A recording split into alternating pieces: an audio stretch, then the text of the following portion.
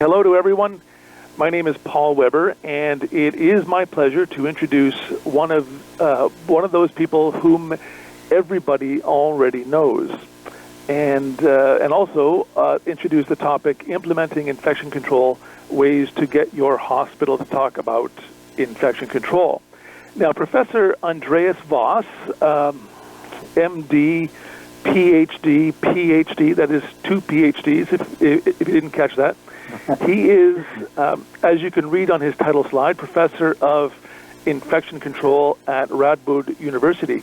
In fact, 15 years ago, Professor Voss was the very first Professor of Infection Control. He is the coordinator of the Regional Infection Control Group in the Netherlands. He is director of the very distinguished ECMID committee, which stands for European Congress of Clinical Microbiology and Infectious Diseases. He serves on too many boards and committees to itemize here, but the one thing that I will say about Professor Voss's professional work is that he is extraordinarily good at creating cool acronyms for his projects. He's very talented. He's a very talented speaker, and it is my honor to be able to call him a friend. Now, this teleclass broadcast is sponsored by the good people at Lonza. This is the first time that Lonza has sponsored a teleclass, and they picked a really good one. Thank you very much to you folk for your support. To present Implementing Infection Control, I am pleased to present Professor Andreas Voss. Andreas, over to you. Paul, thank you very, very much for the nice words. With regard to the estimate, I had been the director a long, long time ago. I'm doing other stuff at the present time, but more importantly, we want to talk about implementing infection control. If you do hear any funny noises, I apologize. My meeting went out, so I'm now in a student room of my daughter in a different city on my mobile phone, so not under the conditions I would usually be to give a talk. So if you hear that, it's a student. Implementing infection control, ways to get your hospital to talk about infection control, and mainly your administrator, I might add in brackets, or actually by saying so. So let's start, and one of my problems actually is that healthcare at the year 2018, in my opinion, it's all about money. So I don't know how it is with you guys, but in usual, I'm always in discussion with my administrators to get money or to have less money every single time they give me a new budget. And so I want a few tips and tricks, or what things I'll do to prevent that and to make sure that infection control actually stays in the picture and the money out of the wallet for my hospital.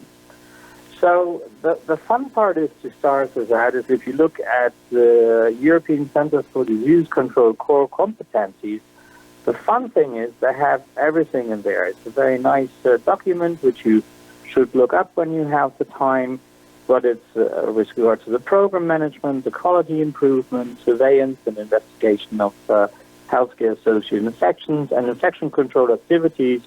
But the one thing it's not about, and I don't tell you about, is how to generate money or to convince your administrators to spend it on you. So that is maybe an omission that needed to be corrected at some point of time. And talking about hospital administrators, I was saying there is this so-called like old school administrator, like you see it in the next picture, which is the type of person who feels that he's forced to have an infection prevention and control program, and who certainly sees infection control as a cost center and not as a thing that will actually save them money. And I should get better in calling out the slides. So if you look at the fifth slide, that is the view on the modern administrator. Then they are still forced to run an infection control program. I don't think most of them would love to do so. But luckily they know that there's no law on how much they have to invest. Actually, there are guidelines to which I will come back later on in my talk. But there is no fixed law in many countries how much they have to spend on infection control. So there are a few suggestions like the one we have in the Netherlands. And they do know that infection control will reduce healthcare-associated infections, but they see it as a cost saving for the society and far less within their own hospital. And that's really what they look about. They are only and mainly interested in the finances of their own hospital. And even if they see all the advantages, we certainly are not a revenue generator, which is a little problem for them. So what I would like to try, and I'm on slide 6, is to answer 2 questions. And number 1, what can I do to convince my hospital director, and what do I have to ask my hospital director to actually do my job in infection control well? So let's start with what can I do to convince these people? And I will go to over 6 points, namely convincing them that we have a problem, to give a better definition of the we. I will talk about the business case for IPC to ensure that our mission is known, show that IPC actually is cost-saving, choose best things to do with the fixed budget I have, and then we talk about why outbreaks are a good thing, even if you probably don't think that at the time. Actually, I'm presently having an outbreak, and after about 2 months, I'm not so sure that I really like it, but I will take the best out of it. So let's start with whose problem it is. This actually, on the right side of slide 8, you see the first prevalent study of Nosocom infection at the Geneva University Hospital. There's a slide I stole from Didier Pité when he came back from the U.S. taking over the infection control program in Geneva. He did the first prevalent study, could show that they had 17% infections, which is gigantic at that time, and thereby he was able to save tons of money. So the calculated amount of money he could spend by actually doing a good prevention program, he calculated for 23.5 million, or at least a part of that is preventable. So we don't have it that easy anymore, I'm afraid. So, but still, if you do have any number of the amount of infections, if your hospital is higher than the expected 7 to 10% for a university hospital, or 5 to 7 for a smaller one, then you might have a chance to convince them and show them in the numbers that there's actually money to save. And the problem about the we is I put the slide in there about Houston, we have a problem, slide number 9. And what I really need you to do, and what we all should do, is to make sure that hospital administrators know that when we say we have a problem, we don't mean infection control, we actually mean them. They have a problem. Because we far too frequently believe that the problems with regard to infection control are the problems of the infection prevention and control team, but nothing is less true. So IPC is not the problem holder. We are the prevent and the repair team, and slide 10. So we are helping clinicians, but we have to ensure that we make and give the ownership of the problems to those people. So like in my hospital, when we talk about surgical site infections, I ensure that the head of the group spearheading the prevention of surgical site infections is not me, it's not any of my co-workers, but it's actually a surgeon, someone who is doing that work. And I think that that is a very important part, by putting yourself in the background and help and put those whose actual problem it is in the foreground. Then the business case for infection control. And this is obviously what we all have to look at some point. There are tons of papers. I still believe, despite the fact that it's 10 years old by now, that the SHAE guideline from 2007, raising standards by watching the bottom line, is still a good instruction to look into how to make a business case. And I don't want to talk about it here for longer because you can easily pull the paper and look it up, but it's all about, they have a 9-point guideline, which I put together in 6, like framing the problem and create a hypothesis about the solutions, create interest by meeting with key stakeholders. You really do have to walk around the hospital and walk the hallways and work the hallways. Then determine local cost of intervention, costs that can be avoided by reducing healthcare-associated infections, and obviously you need to know your attributable and variable costs. And if you're lucky, you have a department within your hospital who can help you with many of those things. Sorry for that. And then finally calculate financial impact and other health benefits. Communicate all the possibilities really back, not only within your infection control team, but as I said before, in my opinion, a lot of the work of infection control is done in the hallways when meeting your clinical colleagues, and then finally prospectively to collect cost and outcome data. So this sounds really, really well, and over the course of the last 25 to 30 years, I have written so many business cases that by now I shouldn't have any nosocomial infections anymore if you would put them all together cumulatively. So I do have a personal opinion about business cases, which is depicted in slide 14. Namely, my personal view is the business case is a well thought of and non-detectable sum of lies and assumptions to be able to finance what we believe is needed. So while I tell you have to do it, I'm truly thinking that they should just give me the money for the good cause instead of giving me so much trouble.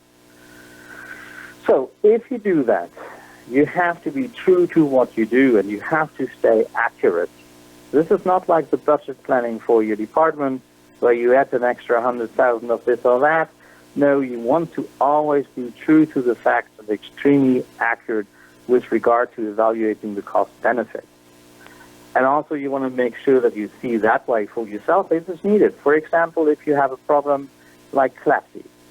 So you will be looking for a possible solution. In that case, it could be a catheter, or it could also be just to improve your basics and implement bundles. So you should do a full economic evaluation, estimating the cost of CLAPSI in your hospital, including those due to length of stays and others. And, of course, the cost of the intervention. And the benefit is not only the reduction of cost, but actually also the gain of revenue. And then, first, use basic infection control. That's my main thing.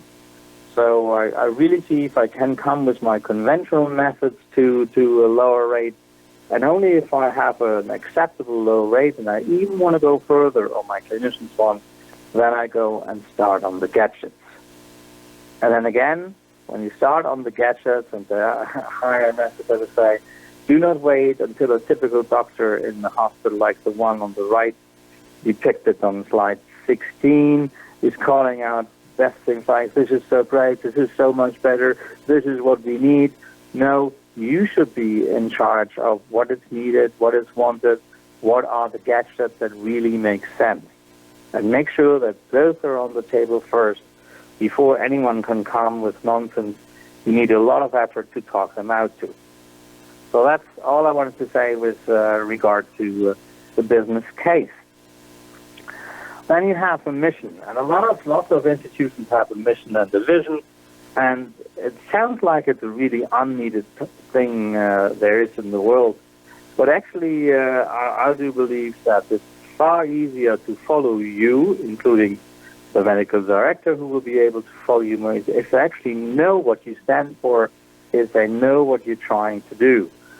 So I have an example here, which I adapted myself for my own vision, or mission, I should say, from a publication I saw at some time, and I just changed it to my own standards. You see that in slide 18. So for my department, our mission is to promote health and safe environment by preventing the spread of multi-drug resistant organisms and the transmission of infection agents among patients and staff. So they know we are in prevention, they know we are looking a lot into multi-drug resistant organisms and infectious diseases, and we do so for patients and staff. And then we strive to accomplish this in an effective and cost-effective manner based on external and internal standards, keeping in mind the best way we can support our clinical colleagues and serve our patients and their families. So again, you put in whom do you want to serve, the patient and the family, but also making sure that you already think about cost effectiveness. If you want to be efficient and effective, and you obviously regarding all the professional standards, and you do things with the clinician, you keep them in mind with everything you do. So you probably have better ones, and if so, please get my email via Paul and send it to me. I'm always ready to improve, but I do believe a good mission statement is needed. And then again, we are not about cost saving and infection prevention. I mean, you might save costs with whatever we do, but it's all about safer care, less healthcare-associated infections, less antimicrobial use, and a lower length of stay in the hospital, which will all translate to lower costs. But I'm more interested in the quality, even if that would not reduce the cost. Because I believe that cost effectiveness is not the key to your administrator's heart, as I listed a few other things in slide 20. Safe care is better care, and preserving antibiotics should be a cornerstone of our daily treatment.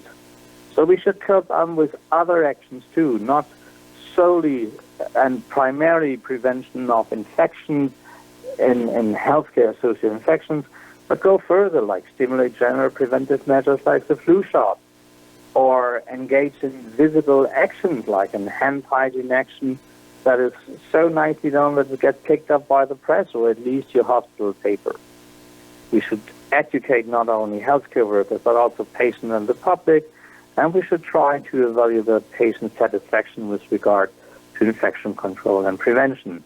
And the last is something I have hardly ever seen. I have done it twice by now, but this is something you should think about the next time you want to bring yourself to attention and you want to improve your service.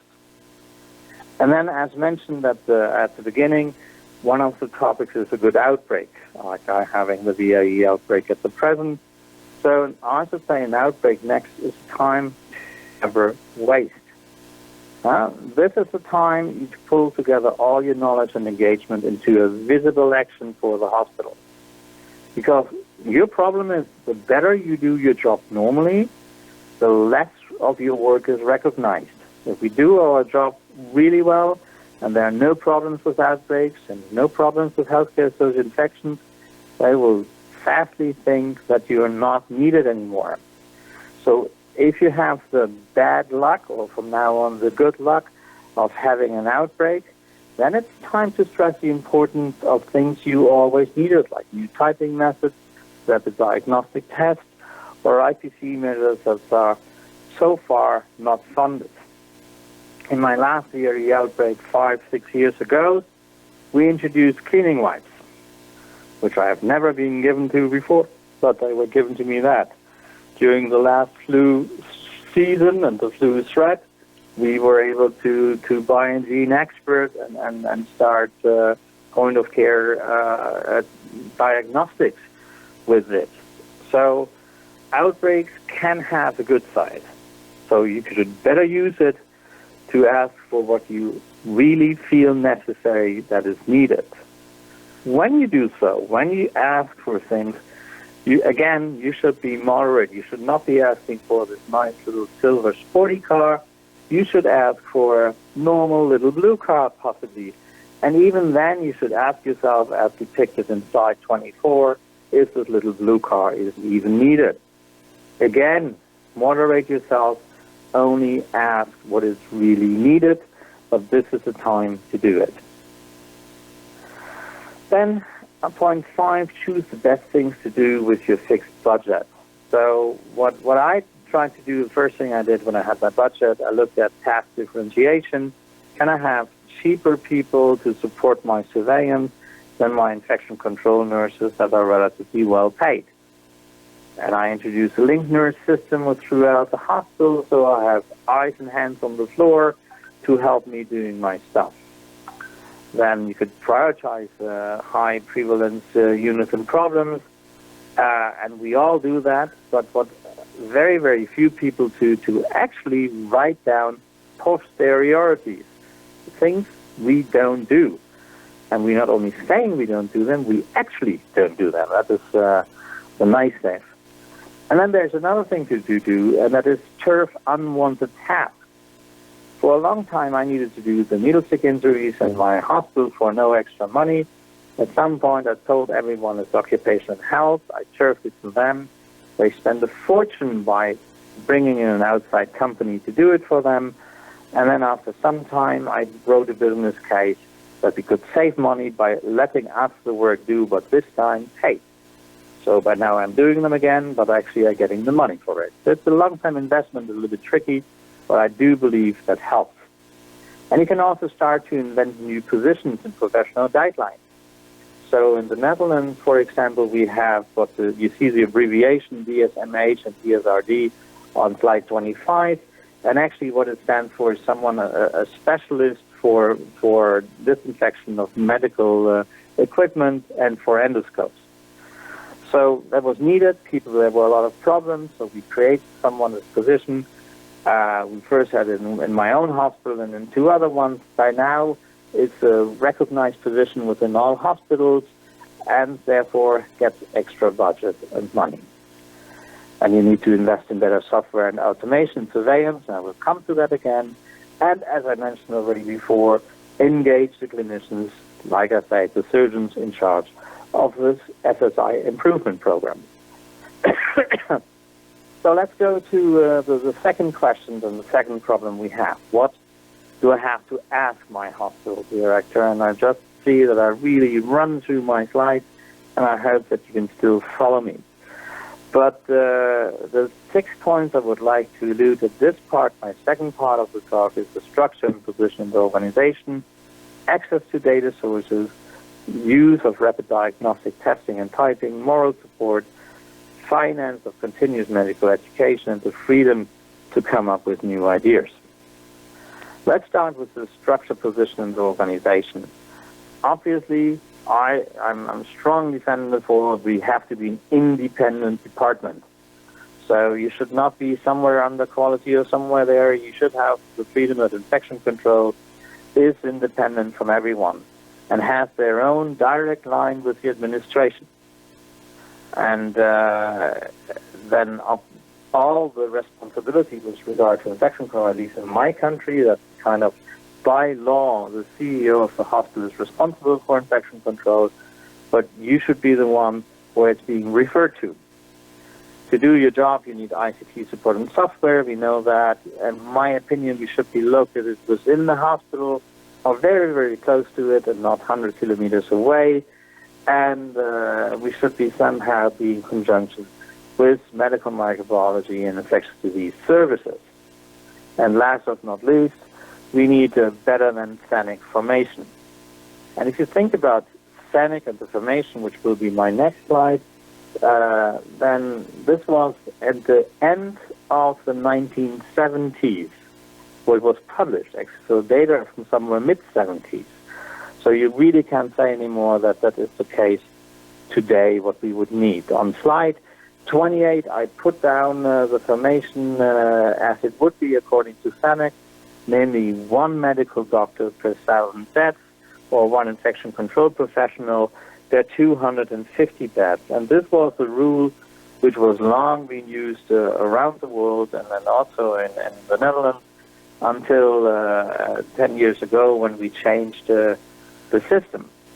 The reality looked mostly very different as depicted in slide 29, that we had to use what we got. And there were a lot of rainy times where I certainly not even had my SANIC formation. And in about 10 years ago, we created a new guideline group looking into the formation that is needed, which is now depicted in slide 30. And this is one infection control practitioner per 5,000 admissions and one infection control doctor per 25,000 admissions. And this has all to do with the fact that the number of beds are completely reduced. My hospital once had 750 beds. By now I have about 30-40% more admissions, but I only have 400 beds left, at least 400 warm beds. So that is a complete wrong thing to calculate your infection control team formation. You need to do so by admissions. And then in this picture, again, it's depicted that you have to have different type of healthcare workers, and not only infection control nurses, but like infection control nurses and IC tech, administrative support, and data management, and then infection control physician with no sweat steering the whole thing. So, but still, this should be function as a team, which I regard as extremely important. I put in part 2 access to all data sources in slide 31, and people are saying this is so natural, why is he even mentioning it? But I still experience, and when I visit hospitals in other countries, that infection control has not unrequested the access to all departments, to all patient files, to the OR system, or the complication registration system, or even the census data of the hospital. So we need all of the above-mentioned data, plus facility services data and medical technical support. And access to data is what is an absolute must. What is probably, sorry, that was a Dutch word for probably. So probably we should have access to rapid diagnostics and most certainly to typing.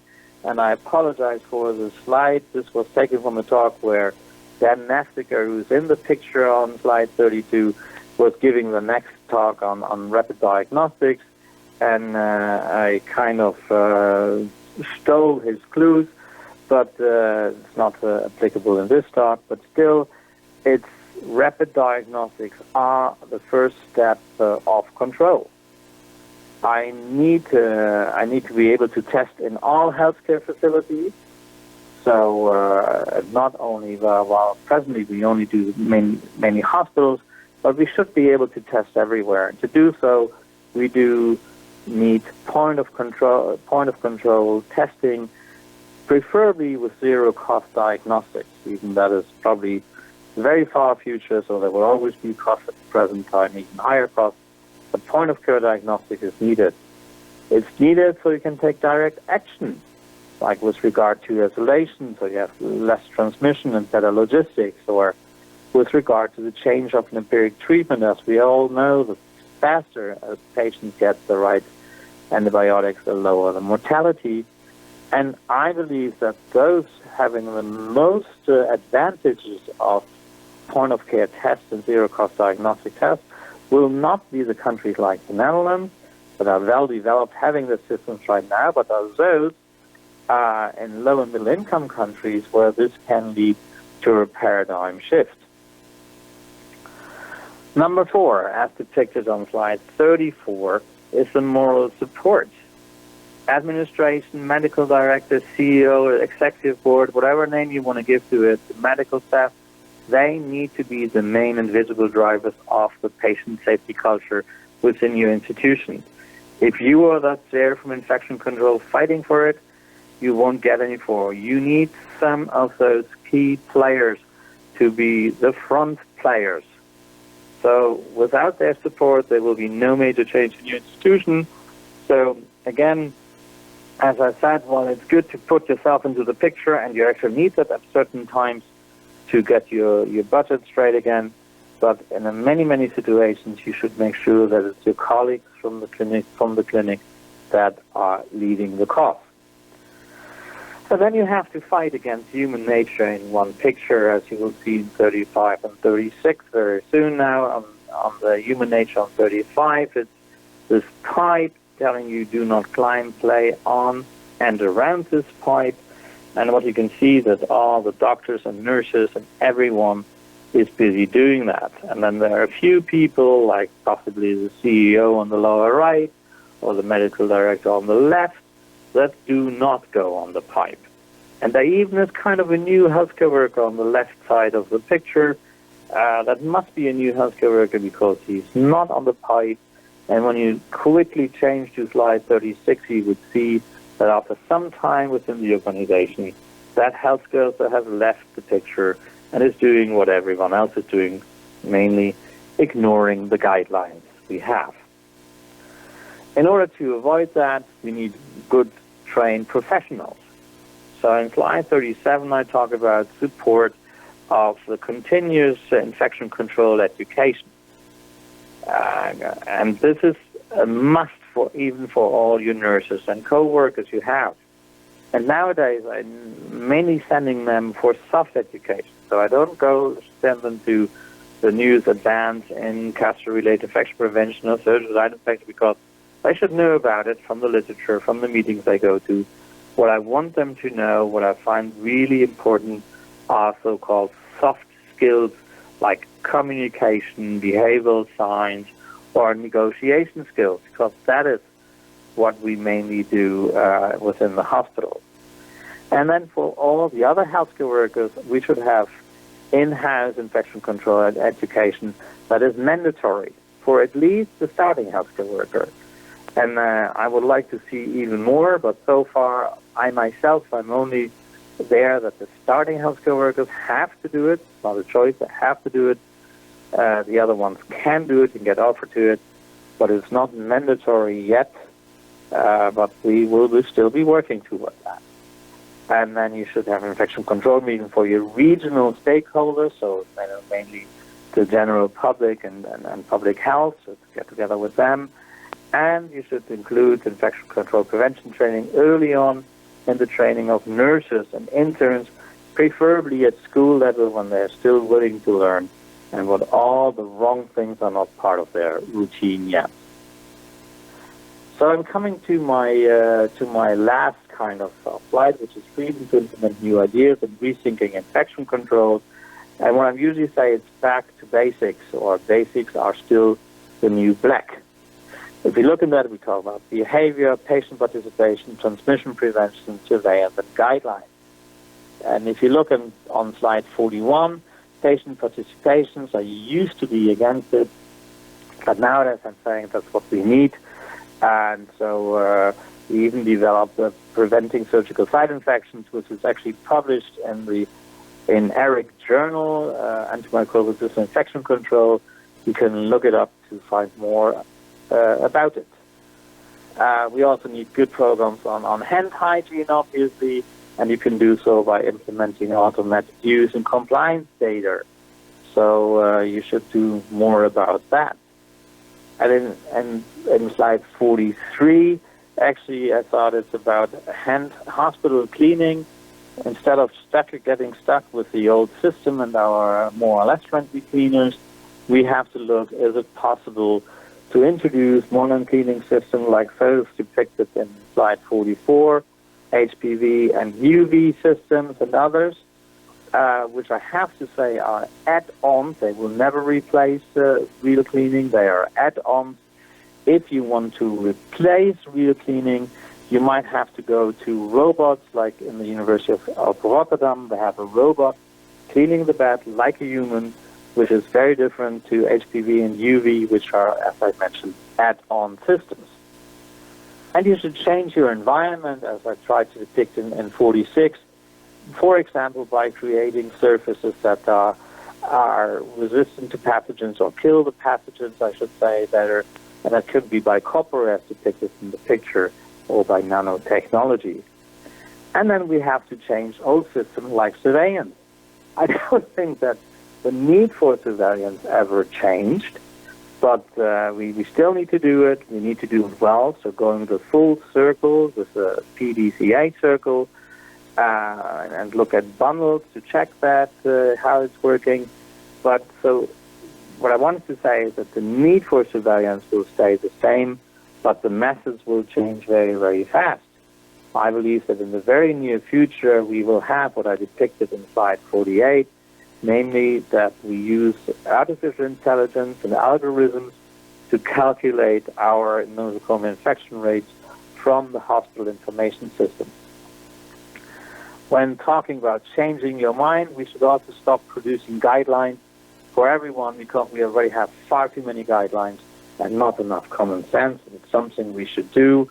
And by that, because I was intending to speak for 45 minutes and I'm already 3 minutes over time, it's time for my really last slide, which is just trying to thank you for listening online, for telling you that, and apologize for all medical directors and CEOs that might be on the line, and letting them know that my own experience as a hospital director is that they're not stopping me from doing something but they actually give me a push to do so. And I really have a good relationship with them all. And I think we have to work as a team on infection control in our hospitals. So once again, thank you very, very much. I don't know if Paul is still on the line. I'm still here. But you're here because I'm here. Switching to slide 51, and maybe you should take over for the last two slides. I'll speak to those. Yes, Andreas, thank you very much. That was a very interesting talk. As always, you bring up some of the areas where I would like to address in the future as well. One of them being advertising and promotion of infection prevention and control on a larger scale. We often do this within hospitals or within facilities, but the whole idea of infection prevention and control being broadcast on a grand scale is usually left to when there's a disaster or when there's an outbreak or something like that. Larry, one of the questions I had for you, Larry Madoff, last week, he gave a teleclass, and in that teleclass, he predicted that H7N9 influenza will be the next big pandemic. Not necessarily in 2019, but he believes that's the next big one. So let me ask you, how do we promote preparedness for something like that on the ground without coming across as a fearmonger? How can we get people prepared without making everyone scared? Yeah, no, you think that actually is a great example, and as I mentioned in my talk, last season was a really hefty influenza season. According to what we saw now in the recent past in Australia, I'm not expecting a major flu season now. So the best timing to start your preparedness for the next one is actually the current epidemic. So we are a little bit late, you could say, but still it's fresh, still in everyone's mind, and now people still try to prepare. So don't wait 2-3 years when it's all forgotten. Do it now. Actually, you should have done it the last month before, but do it now. And then the first thing is you have to have a good diagnostic. I really believe that point of care diagnostics in our emergency rooms is extremely important to have a flow. There will be a large stream of patients coming into your hospital that need to be sorted into isolation, non-isolation. So you should have that at the entrance to your hospital. There on the emergency room should be the diagnostics possibilities to decide someone has the influenza or not. And then you can streamline to the rooms and you can cohort them, and then suddenly you do have enough rooms. The other thing is, on a long time run, we do have to have enough, at least, single rooms. I wouldn't say isolation rooms. That would be great too, but at least we have to have enough single rooms and then double rooms which we could use to cohort our patients or isolate our patients. So, and that is the kind of preparedness you have to start now to make sure that the next time your hospital is rebuilding over 5 years, those rooms are on their minds already, and link it to the last year's outbreak. Don't wait 3 years until the next epidemic is coming. Do it now. That's it. Right. Now, speaking of influenza, you have a survey that you are working on. I sent an email out to all of our members.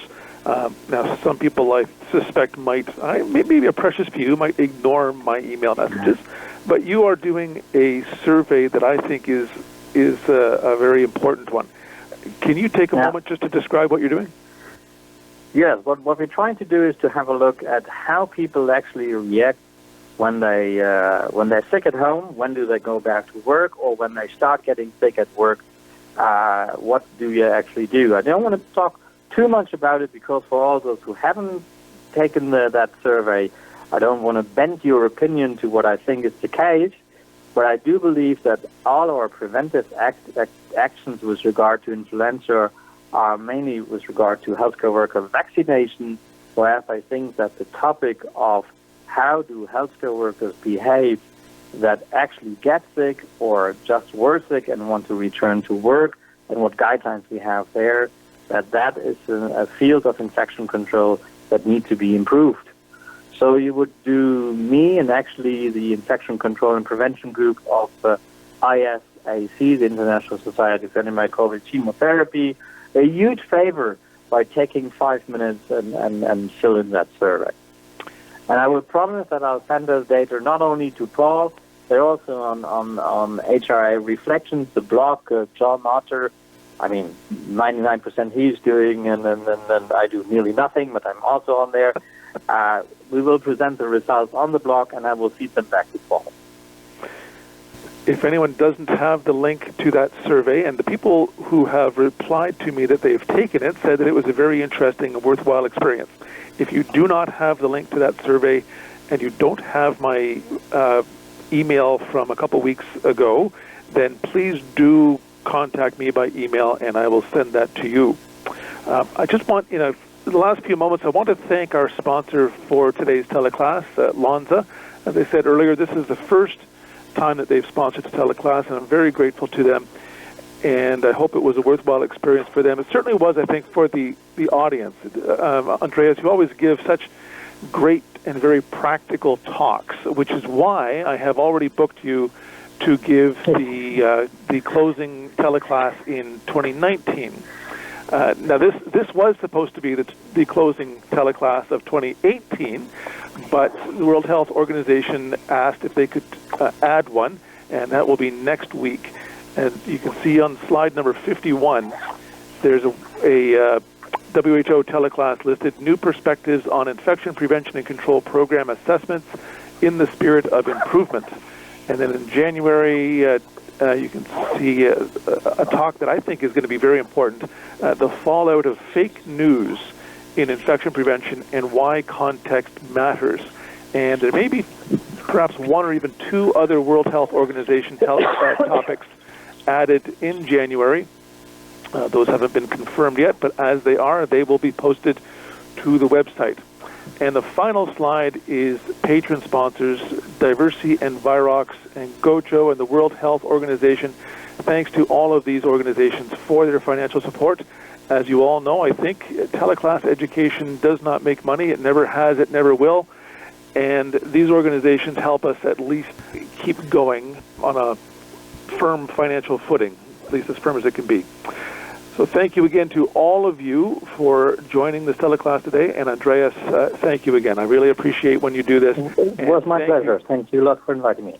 Well, look forward to speaking with you again in 2019. To all, thanks again, and we will talk again soon. Goodbye. Bye.